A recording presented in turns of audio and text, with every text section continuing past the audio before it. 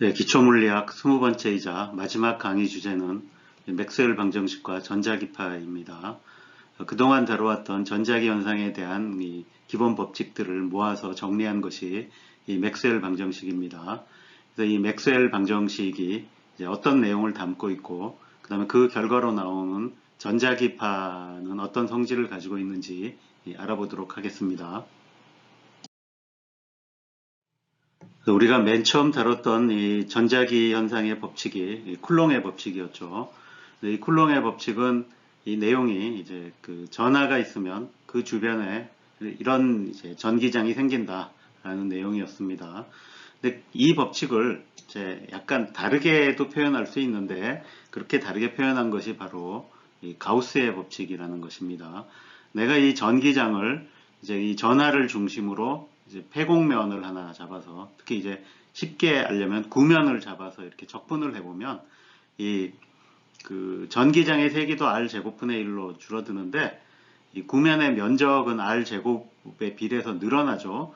그래서 내가 그 구면에서 전기장을 적분해 보면 그 구면의 이 크기와 관계없이 이제 일정한 값, 근데 그 일정한 값이 바로 이 전하에 이제 비례하는 값이 되겠죠.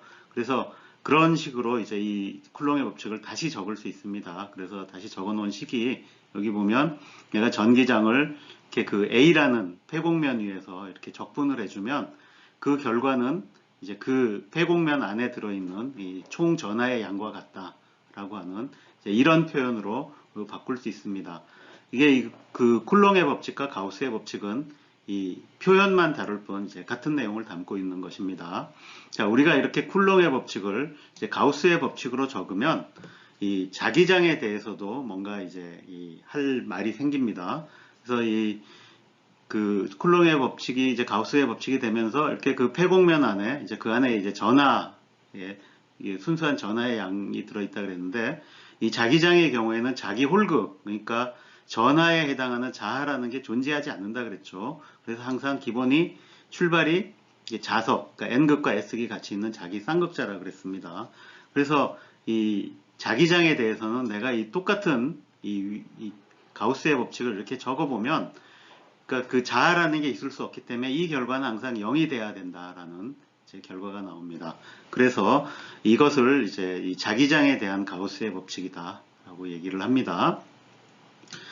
자, 또 하나 그 다음에 했던 게 이제 이 전류가 흐를 때 생기는 자기장의 이제 크기였죠. 그래서 그걸 이제 비오사발의 법칙이라 그랬습니다. 그래서 이렇게 그 전류가 흐르는 이 도선이 이제 만드는 자기장을 이렇게 표현을 했었는데, 역시 이 그 표현도 위에 그 우리가 쿨롱의 법칙에서 가우스의 법칙을 얻었듯이 이제 약간 표현을 바꿀 수 있는데, 그렇게 해서 얻어지는 게 이제 앙페르의 법칙입니다. 지금 이 경우에는 똑같이 적분을 하는데, 그러니까 가우스의 법칙에서는 폐곡면에서 적분을 했는데, 이번에 이 앙페르의 법칙을 할 때는 이 폐곡선 위에서 적분을 합니다. 그래서 이 도선이 흐르면 그 도선 주위를 이렇게 한 바퀴 도는 그 곡선 위에서 내가 이렇게 자기장을 한 바퀴 돌아서 적분을 하면, 그럼 그 곡선 안을 지나는 이 도선에 흐르는 전류와 이제 같다. 이렇게 표현할 수 있다라는 겁니다. 그래서 이렇게 쓴 표현을 이제 앙페르의 법칙이라고 부릅니다. 자, 그 다음에 또 이제 다뤘던 것이 이 패러데이의 전자기 유도 법칙이죠. 그래서 전자기 유도 법칙은 자기 선속의 시간 변화율만큼의 기전력이 생긴다라는 거였는데, 이 기전력이라고 하는 건 이 전기장에 의해서 생기는 거죠. 그래서 마찬가지로 이렇게 폐곡선을 하나 잡아서 그 주위를 따라서 이렇게 이 전기장을 적분하면 그게 그 폐곡선 위에 기전력이 되는데, 그 결과는 이렇게 그 폐곡면 안을 지나는 자기장의 자기다발, 자기 선속을 시간 미분한 것과 같다. 그래서 같은 내용이죠. 그래서 이렇게도 표현을 할 수 있다 그랬습니다. 그래서 이렇게 표현한 4개의 식을 이제 모아서 이제 맥스웰 방정식이 만들어집니다. 그런데 이 맥스웰이 저 4개의 방정식을 모을 때, 그러니까 그대로 그냥 모은 건 아니고 여기에 뭔가 한 가지를 더합니다. 그래서 그 더한 것은 무엇이냐면, 그 패러데이의 전자기 유도 법칙을 보면 이 자기 선속의 변화가 이제 이 전기장을 유도한다라는 내용을 담고 있죠. 그런데 여기에 이제 대해서 그 앞에 이제 이 전류가 이 자기장을 만든다는 그 전류라고 하는 건 어쨌든 전하의 움직임 때문에 생기는 거죠. 근데 거기하고 비교를 해보면 이 패러데이의 유도 법칙은 이 자기장의 변화가 전기장을 만든다니까 이게 맥스웰이 생각해 보기에 그 반대 현상, 그러니까 전기장이 변하면 자기장이 생긴다. 또 가능하지 않을까를 이제 생각을 하게 됩니다. 그리고 그렇게 되지 않으면 이제 이 문제가 있다라는 거를 그러니까 이제 그 앞에서 말해놓은 이 앙페르의 법칙과 그 다음에 이 패러데이의 법칙이 이제 서로 이렇게 잘 어울려서 맞아 떨어지지 않는다라는 걸 이제 발견을 합니다. 그래서 그런 상황을 볼 수 있는 게 이제 이렇게 이 축전기에 이제 교류 전류가 이렇게 흐른다고 해봅시다. 그러니까 그럼 이렇게 전류가 변할 텐데 이렇게 전류가 이렇게 도선을 따라 흐를 때는 이 앙페르의 법칙이 얘기해 주는 게 이 도선 주위에 이렇게 자기장이 이제 형성된다라는 거였죠. 자, 그렇게 이렇게 가다가 그럼 이 축전기에는 요 사이는 이제 전류가 흐르진 않죠. 예. 끊어져 있으니까. 그렇지만 요 건너서 전류는 흐를 수 있습니다. 그러니까 여기에 이제 전하가 모이는데 그게 이제 변할 때는 전류가 흐르는 거죠. 근데 어쨌든 간에 앙페르의 법칙만 보면 여기는 흐르는 전류가 없기 때문에 그럼 요 주변에서는 이 자기장이 이제 없어야 된다는 얘기가 되죠. 근데 내가 이 앙페르의 법칙을 다시 써보면 여기 자기선속, 그러니까 도선이 지나는 요 자기선속을 계산할 때 내가 이 자기다발 계산을 해야 되는데 여기를 지나는 자기다발을 계산하는 공면을 요렇게 안 잡고 요렇게 잡아도 똑같은 결과가 나오거든요. 그러니까 그렇게 된다는 얘기는 여기서도 뭔가 있어야만 여기 자기장이 이제 있어야만 얘기가 되는 것 같은데 여기 근데 전류가 없으니까 그런 게 안 맞는 거죠. 그래서 그러니까 기존에 있던 앙페르의 법칙, 그러니까 전류가 흐르면 이제 이 자기장이 이제 유도가 된다라는 거예요. 뭔가 더 해야겠구나. 그래서 뭘 더 해야 되냐를 생각해 보니까 이게 전기장과 자기장이 대칭이 되도록 이렇게 전기장이 변하면 자기장이 생긴다를 넣으면 되겠다라는 거를 이제 알아차리게 됩니다. 자, 실제로 축전기 요 사이에는 전기장이 걸려 있죠. 근데 이렇게 전류가 변하게 되면 전류가 흐르면 요 전기장의 세기가 변하죠. 그래서 요게 이제 이 전기 선속이 이제 변화하게 됩니다. 그럼 요게 있으면 그 변하는 전기 선속에 의해서 자기장이 있게 되죠. 그래서 자기장이 여기만 있다가 여기는 끊어지고 여기 있는 게 아니라 그러니까 전체적으로 똑같이 자기장이 있을 수 있게 되는 거죠. 그래서 이제 이 항을 넣어야만 패러데이의 유도 법칙과 그 다음에 이제 앙페르의 이 법칙이 서로 맞아 떨어진다라는 걸 보였던 겁니다. 그래서 맥스웰은 이제 이 앙페르의 법칙을 고쳐서 이 항을 더하고 그런 이유로 이제 이 법칙은 이제 앙페르 맥스웰의 법칙이라고 부르기도 합니다. 자, 그렇게 해서 이제 필요한 방정식을 이제 다 모아서 모으면 이제 4개의 방정식이 나오는데 이 4 방정식을 모두 합쳐서 맥스웰 방정식이라고 부릅니다. 그래서 첫 번째 방정식은 이 전기장에 대한 가우스의 법칙, 쿨롱의 법칙을 다르게 적은 거라 그랬죠.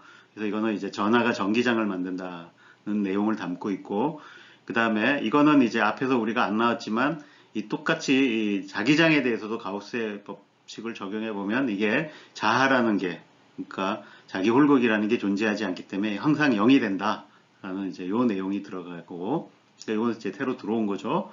자, 그 다음에 이제 패러데이의 유도 법칙, 그죠? 자기 선속이 변화하면 전기장이 유도된다라는 내용이 있고, 그 다음에 이제 앙페르 맥스웰의 법칙은 원래 앙페르의 법칙은 이제 전류가 흐르면 이제 자기장이 생긴다였는데 거기에 더해서 이 자기 선속이 변화해도 역시 자기장이 생긴다라는 이제 이 내용을 이제 담고 있습니다.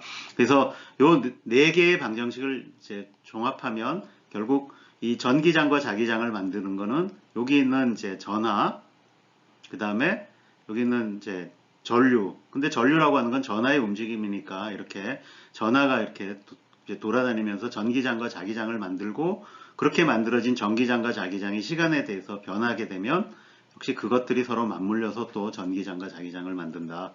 뭐 이런 내용을 담고 있습니다. 자, 근데 맥스웰 방정식은 그래서 결국 이 전하가 돌아다닐 때 전기장과 자기장이 어떻게 될 거다라는 얘기를 하고 있는데 사실은 그 반대도 필요하죠. 우리가 앞에서 봤듯이 전기장과 자기장이 존재하면 그 안에서 움직이는 전하는 이 전기장과 자기장으로부터 힘을 받죠. 그래서 그 힘을 이제 로렌츠 힘이라고 하는데, 그러니까 서로 상호적으로 작용을 하는 겁니다. 그래서 이 로렌츠 힘에 의해서 전하가 어떻게 움직이는 것까지 같이 해서 이제 풀어야만 되는 거죠. 그래서 이 로렌츠 힘에 대한 거는 앞에서 우리가 전기장을 정의하면서 전기장의 전하가 놓일 때는 QE 이런 이제 힘을 받는다 그랬죠. 근데 자기장에 있을 때는 QV 크로스 B라는 힘을 받는다 그랬죠. 그래서 전기장과 자기장이 동시에 있을 때는 이제 QE 플러스 V 크로스 B 이런 형태로 이 전하를 띤 입자가 힘을 받는다. 그리고 이걸 이제 이 로렌츠 힘이라고 부릅니다. 그래서 이 맥스웰 방정식과 로렌츠 힘을 이제 방정식을 합쳐서 우리가 이 전자기 현상 전체를 이제 다룰 수 있게 됩니다. 그 맥스웰 방정식을 이제 이렇게 살펴보니까 그 이제 전기장과 자기장이 서로 맞물려서 이제 하나가 변하면 다른 것도 변하죠. 그래서 일단 한번 그 전하가 있는 공간에서 전기장과 자기장이 만들어질 뿐만이 아니라 그렇게 한번 만들어진 이 전기장과 자기장이 이 공간을 전파해 나갈 수도 있다라는 사실을 알게 됩니다. 그러니까 이 전하가 없는 빈 공간에서도 전기장이 변하면 자기장이 생기고 다시 그럼 이제 변하는 자기장이 생기면 다시 그게 전기장을 만들고 해서 서로 이렇게 유도해 가면서 이제 공간을 퍼져나간다라는 거죠. 그래서 이제 그게 가능하다라는 걸 보이기 위해서 이렇게 그 파동 함수 형태로 그러니까 이 전기장과 자기장이 이 진동에서 이렇게 퍼져나가는 지금 이 경우에는 이렇게 이 그러니까 미리 이제 답을 어느 정도 알고 이렇게 예측을 해서 답을 써놓은 겁니다. 그래서 전기장이 이 X축 방향으로 진행하는 이제 그런 이제 이 파동인데, 그러니까 여기 보면 이제 진행 방향은 이걸로 결정되죠. 파동 함수에서 보면. 그래서 X축의 방향으로 이제 진행을 하는데, 이 전기장과 자기장이 진동을 하는 거죠. 이렇게. 근데 그 진동 방향은 이 전기장은 Y축으로 하고, 지금 자기장은 Z축으로 합니다. 그래서 이 진행 방향에 대해서 전기장과 자기장이 모두 수직이고, 그 다음에 전기장과 자기장은 또 서로 수직이고, 그러니까 이런 형태의 이제 해가 존재한다라는 거를 이제 맥스웰이 보였습니다. 이거는 뭐 약간 유도하려면 이제 수학적인 계산이 필요해서 일단 이 기초물리학에서는 자세하게 다루지는 않겠습니다. 여러분들이 일반 물리학을 배우거나 그 후에 또 이제 전자기학을 따로 배우면 아마 이 내용을 자세하게 다루게 될 겁니다. 자, 어쨌든 그러면서 이 중요한 내용은 그래도 짚고 넘어가야 되니까 그래서 이런 식으로 해서 이 전기장과 자기장을 앞에 나왔던 그 맥스웰 방정식에 놓고 이게 이제 답이 이제 맞으려면 그 어느 정도 조건이 맞아야 되죠. 그래서 그런 조건들을 구해 보면은 이제 앞에 있는 두 개의 그 가우스 법칙, 그러니까 전기장과 자기장에 대한 가우스 법칙이 이제 이 해에 어떤 조건을 주냐면 이게 미리 답을 이렇게 이제 맞춰놨지만 사실은 그 조건 때문에 이 전기장과 자기장은 진행 방향에 대해서 수직 방향으로 이제 진동해야 된다. 그러니까 지금 여기는 X 방향으로 진행하니까 이제 Y하고 Z 방향으로만 돼야 된다라는 거죠. 그래서 결국 이게 뭘 얘기하냐면 전자기파라고 하는 것은 진행 방향에 대해서 수직 방향으로 진동하는 횡파다라는 걸 이제 얘기를 해줍니다. 자, 그 다음에 이 남은 두 개의 법칙, 패러데이의 유도 법칙과 이제 이 앙페르 맥스웰의 법칙, 이 두 가지를 보면 여기 있는 전기장의 크기와 자기장의 크기가 서로 연결돼야 된다라는 게 나옵니다. 그래서 패러데이 유도 법칙에서는 이제 이런 관계식이 하나 나오고, 그 다음에 이 앙페르 맥스웰의 법칙에서는 이런 관계식이 나오게 되고, 그 다음에 거기에 더해서 이제 전기장과 자기장이 서로 수직이어야 된다라는 이제 조건이 나옵니다. 그래서 지금 여기도 보면 전기장과 자기장이 서로 수직 방향으로 있죠. 그 다음에 요 크기가 이렇게 정해지는데 요 두 개가 다른 관계식이죠. 그래서 요거하고 요거는 똑같으니까 요게 딱 맞아 떨어지려면 요게 결국 그 여기 보면 카파하고 오메가라고 하는 게 그 파수하고 이제 각진동수인데 요 조합이 그러니까 각진동수를 이제 그 파수로 나누면 이게 전파 속력이 되죠. 그 다음에 이제 여기 요 관계식에서도 보면 요게 이제 요거는 이 진공의 투자율, 그 다음에 진공의 유전율이 나오고 요거의 역수가 나오죠. 역수는 이렇게 가죠. 요거 두 개가 같아야 돼요. 그죠? 이게 같으니까. 그게 같으려면 어떻게 해야 되냐면 결국 C제곱이 뮤제로 입실론 제로분의 1이 돼야 되고 결국 이 C라고 하는 것이 이제 뮤제로 입실론 제로 스퀘어 루트 지운 것에 분의 1이 돼야 됩니다. 근데 요게 결국 전자기파의 전파 속력이 되는 거죠. 그래서 전자기파라고 하는 건 전파 속력이 딱 정해져 버리는 거죠. 이렇게. 그래서 맥스웰이 이 전파 속력을 계산을 그때까지 알려져 있던 이 진공의 투자율과 유전율을 가지고 계산을 해봤더니 놀랍게도 이 속력이 이제 빛의 속력과 일치한다라는 것을 발견을 합니다. 단변에 그럼 예상을 할 수 있죠. 아, 빛이라고 하는 것이 전자기파구나 라는 걸 예측을 할 수 있겠죠. 근데 이제 그때 당시에 빛은 파장이 얼마다 정도는 알려져 있었는데 지금 이 관계식에는 그러니까 그 파장은 정해지지 않죠. 그래서 이 C는 람다 F로 해서 이 다양한 다른 파장에 이제 그리고 다른 진동수의 전자기파가 존재할 수 있는 거죠. 그래서 이 우리가 눈으로 볼 수 있는 그 빛이라는 것 외에도 이 파장 또는 진동수가 다른 이제 전자기파가 존재할 거다라고 이제 예측을 하게 됩니다. 그래서 맥스웰이 이게 전자기파라는 게 이제 있을 거다. 특히 이제 파장이 이제 빛은 굉장히 파장이 짧은 그러니까 수백 나노미터 정도니까 굉장히 짧죠. 근데 그거보다 훨씬 파장이 긴 전자기파도 존재할 거다. 그래서 사람들이 그럼 그거 발견을 해보려고 이제 찾아보려고 많이 노력을 했겠죠. 그래서 여러 사람이 달려들어서 노력을 하는데 그 맥스웰이 맥스웰 방정식을 이제 내놓고 약 그 노력이 한 20년 이어진 끝에 이제 1888년에 여기 있는 이 하인리 헤르츠라는 분이 실제로 그런 전자기파가 존재한다. 그러니까 이제 전파 영역에 존재한다라는 걸 이런 실험 장치를 써서 이제 확인을 합니다. 그래서 기본적으로 이 실험 장치는 이렇게 이제 LC 진동회로 이 높은 진동수에 이제 이 파동을 만들어낸 거죠. 전자기 진동을 하면 결국 그 전자기 진동이 이제 그 공중에 퍼져나가는 전자기파를 만든다는 건데 이게 굉장히 간단해 보이지만 이제 실험 자체는 쉽지는 않았습니다. 그러니까 이제 20년 걸렸겠죠. 특히 이 실험이 성공하는 데는 이제 그러니까 이런 모든 이 LC 진동 장치라는 게 그러니까 여기 보면 이렇게 전자기파가 여기서 이제 이 전기 스파크를 통해서 만들어지면 그게 이제 공중을 퍼져나가서 저 멀리 떨어진 데서 이렇게 검출이 될 수 있다. 이렇게 하는데 그러니까 이 보내진 파와 이게 검출이 잘 되려면 결국 이 공명 현상이 일어나야 됩니다. 그래서 이 양쪽에 이 공명 진동수를 딱 맞춰야 되는 그런 게 있는데 사실 그 당시에 실험할 땐 이런 자세한 내용을 몰랐죠. 근데 이제 이 하이니 에르츠는 이런 걸 간파하고 그런 걸 해냄으로써 이렇게 전자기파를 이제 감지할 수 있었던 거죠. 그래서 그 후에 이 전자기파는 이렇게 단번에 일단 통신 뭐 이런 데도 응용이 되고 뭐 얼마 안 있어 이제 라디오 방송도 생기고 20세기에는 이제 다양한 이 통신에 이제 활용이 되게 되죠. 근데 그거 외에도 굉장히 이제 이 전자기파는 뭐 이 파장에 따라 이제 굉장히 다른 이제 성질을 보이게 됩니다. 그래서 이 전자기파의 파장과 이 진동수는 이제 이 V는 람다 F에 따라서 파장 곱하기 진동수 하면 이제 전파 속력, 그 빛이 전자기파니까 이제 빛의 속력 C가 되죠. 이렇게 서로 연관되어 있습니다. 그래서 파장이 이제 굉장히 긴 것부터 굉장히 짧은 것까지 이제 다양한 이제 스펙트럼이 존재합니다.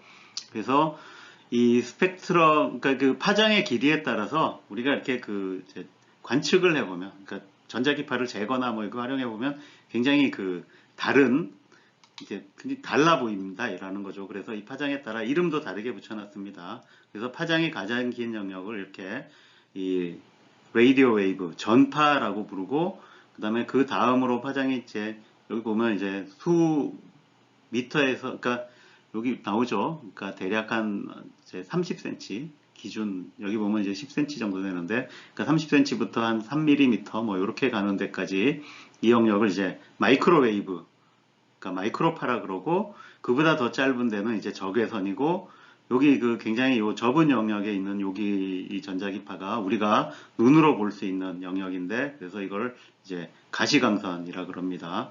이 가시광선 안에서도 이 파장에 따라서 우리 눈은 이걸 이제 다른 색으로 이렇게 인식을 하는 거죠.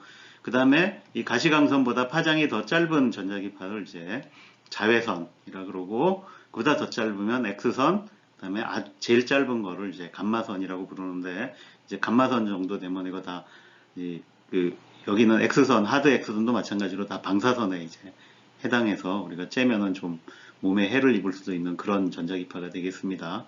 그래서 이런 이 전자기파에는 다양한 스펙트럼이 있고, 그 스펙트럼에 따라서 이 활용되는데도 굉장히 다르다.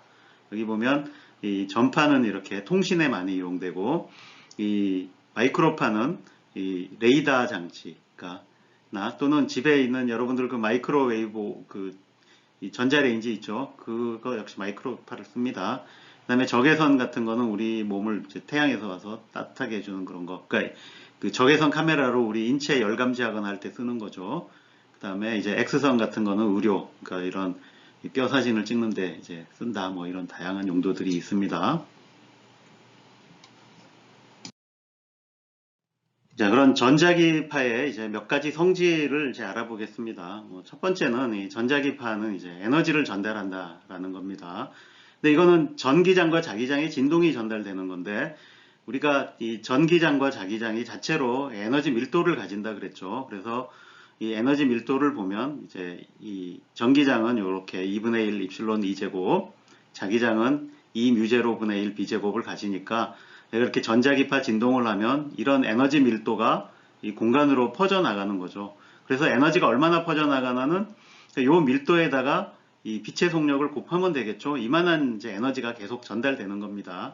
그래서 그 양을 계산해 보면 이제 요런 이제 벡터로 쓸 수가 있어요. 그래서 이 에너지 전달하는 그 크기와 방향을 나타내는 요 벡터를 이제 포인팅 벡터라 그럽니다.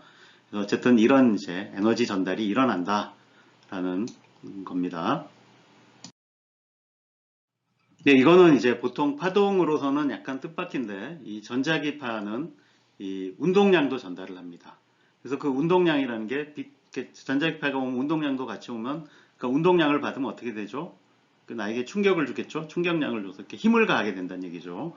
그래서 이 전자기파가 오면 이제 압력도 작용한다는 겁니다. 근데 사실 이 전자기파가 이제 운동량이 있다는 건 단순히 이걸 파동으로만 이해해가지고는 쉽지가 않고, 사실 그렇게 되는 이유는 이 전자기파가 이제 이 입자적인 성질을 가지고 있다. 그래서 여기 보면 그 전자기파는 제 질량이 0인 입자인데 운동량은 가질 수 있다라는 거죠. 이렇게. 그래서 이 전자기파의 이제 에너지와 운동량이 관계식은 이거를 이제 양자역학을 도입해서 이렇게 해봐야만 제대로 이제 나오는 결과지만, 어쨌든 그런 거 없이도 이런 사실 자체는 이미 알고 있었습니다. 어쨌든 설명을 하려다 보니까 양자역학까지 필요하다라는 거죠. 그래서 어쨌든 그 결과로 이 전자기파가 이제 오면 압력이 작용한다. 그래서 그 압력을 이제 복사압이라고 부릅니다. 그래서 복사압이 얼마나 작용할 건가는 요 관계식에서 나오죠. 그래서 그 전달되는 운동량은 전달되는 에너지를 이제 C로 나눈 만큼 이렇게 되니까, 그러면 이 표면에 작용하는 힘을 계산해 볼 수 있는데, F는 델타 P, 델타 T죠. 그럼 요 델타 P가 요만큼이니까 내가 요걸 나누면 결국 C분의 1에 이제 델타 U, 델타 T가 되는데, 이거는 이제 빛이 얼마의 에너지를 가지고 오냐인데, 그러니까 그 일률이 되겠죠. 근데 그건 빛의 세기하고, 그 빛의 세기라고 하는 건 단위 면적당, 단위 시간당 들어오는 에너지예요. 그 다음에 면적 곱하면 이게 이제 단위 시간당 들어오는 에너지가 될 거고, 그래서 요만큼의 이제 복사압을 작용하게 된다. 그러니까 내가 에너지가 얼마나 전달되는지를 알면 그거를 C로 나눈 게 결국 이제 작용하는 힘이 된다라는 거죠. 그래서 이제 이만큼의 이제 복사압이 작용을 합니다. 그럼 여러분들이 이제 햇볕 같은 것 쬐면 힘을 받느냐? 예, 받긴 받는데 여러분 계산을 한번 해보시면 워낙 크기가 작아서 전혀 뭐 우리에게 영향을 미칠 정도는 되지 않습니다. 그렇지만 저게 이제 다른 힘이 전혀 작용하지 않는 상황에선 중요할 수 있죠. 그래서 저 지구 밖에 있는 이제 이 우주선 같은 경우에는 이렇게 저 복사압이 이제 내가 넓게 무슨 태양 전지판을 펼치든지 하면 그 복사압도 중요하게 작용을 할 수 있습니다. 자, 이렇게 위의 경우에는 이제 그 전자기파가 표면에 이제 완전히 흡수될 텐데 반사가 되면 이 주는 충격이 2배가 되겠죠. 이제 그래서 이 작용하는 복사압도 이렇게 이 2배가 됩니다. 저렇게 그 빛의 복사압이 작용해서 나타나는 현상 중에 이제 재미있는 게 이렇게 그 혜성에 이제 꼬리가 생기는데 이 꼬리가 2개가 생기는데 그 중에 하나는 이 태양에서 오는 빛의 복사압 때문에 생긴다라는 겁니다.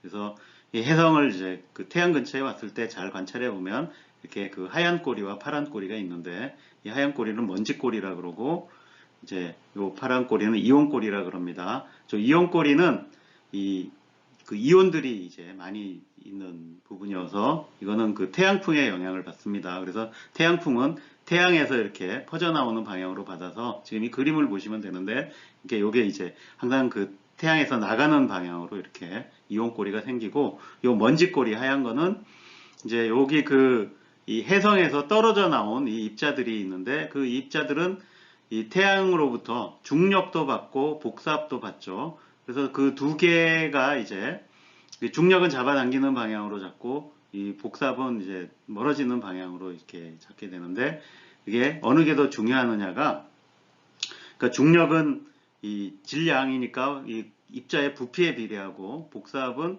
면적에 비례하죠. 그래서 이 2개가 같아지는 크기가 딱 있어요. 그래서 그 크기보다 더 이제 클 경우에는 중력이 더 중요하니까 점점 이제 이쪽, 그러니까 얘하고 같이 가려고 하고 복사압이 중요하지 않다는 얘기죠. 이제 복사압이 중요해지기 시작하면 이제 중력의 효과를 이기고 결국 이제 자유로운 입자처럼 이제 가까워집니다. 그래서 이렇게 쫙 흩어지게 되는 거죠. 그래서 그 복사압의 영향으로 이렇게 여기서부터 여기까지 쭉 늘어서는 이런 이제 이 먼지 꼬리가 형성되게 됩니다. 자, 또 전자기파는 이제 횡파라 그랬죠. 그래서 이 횡파라고 하는 건 진행하는 방향에 대해서 이 전자기파의 진동 방향이 이렇게 수직 방향으로 이제 존재한다. 그 다음에 이 전기장과 자기장은 또 항상 서로 수직이다라는 거죠. 자, 근데 그 조건이, 그러니까 진행 방향에 대해서 수직이기만 하면 되고, 수직이면서 여기 보면 뭐 어느 방향으로 향할 수도 있죠. 그래서 우리가 이제 평소에 이렇게 보는 빛이라고 하는 건 이 진행하는 방향에 대해서 이렇게 그러니까 전기장과 자기장은 항상 수직이니까 우리가 전기장만 고려해도 되겠습니다. 자기장은 항상 전기장의 수직이다라고만 알고 있으면 되고, 그래서 전기장의 진동 방향을 보면 다양한 방향이 가능하죠. 그래서 우리가 보통 태양에서 오는 빛 또는 뭐 웬만한 이 전원에서 그 전등에서 나오는 빛은 그러니까 이 모든 방향으로 진동하는 빛들이 이렇게 섞여 있습니다. 예. 자, 이런 거를 이제 이 막편광이라 그래요. 그러니까 빛이 이렇게 이 진행 방향에 대해서 어느 특정한 방향으로만 진동하는 성분만 남을 수 있는데 그러니까 그렇게 된 거를 이제 빛이 편광되었다라고 얘기를 합니다. 그래서 이 편광이 예를 들어 이제 어느 한 방향으로만 이렇게 된 걸 이제 평면 편광이라 그래요. 이렇게. 그럼 내가 이걸 만들 수가 있습니다. 이걸 만드는 장치를 이제 편광판이라 그러는데, 그럼 내가 이렇게 오는 막편광 중에서 특정한 방향으로만 진동하는 것을 뽑아낼 수가 있어요. 그래서 이렇게 평면 편광을 만들 수 있고, 그 다음에 이제 때에 따라서는 그러니까 이런 건 이제 막 온갖 게 다 섞여 있는데 이쪽 방향 진동하는 것과 이렇게 진동하는 게 똑같이 이렇게 섞여 있으면 이런 걸 이제 비편광이라 그러고, 요 크기가 조금 다르면 이제 부분 편광. 그래서 이런 다양한 편광 상태가 가능하다라는 겁니다. 그래서 저렇게 빛이 편광을 가지고 있다라는 것은 이것도 나름 이제 그 빛의 특징, 그러니까 전자기파의 특징이기도 하고, 근데 저걸 우리가 이제 활용하기도 합니다. 그래서 이 평면 편광을 만드는 방법은 편광판이라는 게 있어요. 그래서 이런 이제 특정한 물질은 이렇게 여러 방향으로 이제 진동하는, 전기장이 진동하는 빛이 여기를 지날 때 특정한 방향으로 진동하는 성분만 통과를 해요. 사실 이게 원리는, 그러니까 이 수직 방향으로 진동하는 이 전자기파는 얘가 흡수를 해버리는 겁니다. 그래서 사라져 버리고, 흡수가 안 되는 이제 이 방향의 진동이 이렇게 통과를 하는 거죠. 그래서 지금 이 경우에 보면 이제 이렇게 이제 비평광된 빛이 이렇게 있는데, 여기를 통과하면 이 방향으로 이제 평광이 일어납니다. 그래서 지금 여기 그림에서 보면 이제 이렇게 진동하는 방향이 살아남는데, 이렇게 온 거를 이제 여기는 이제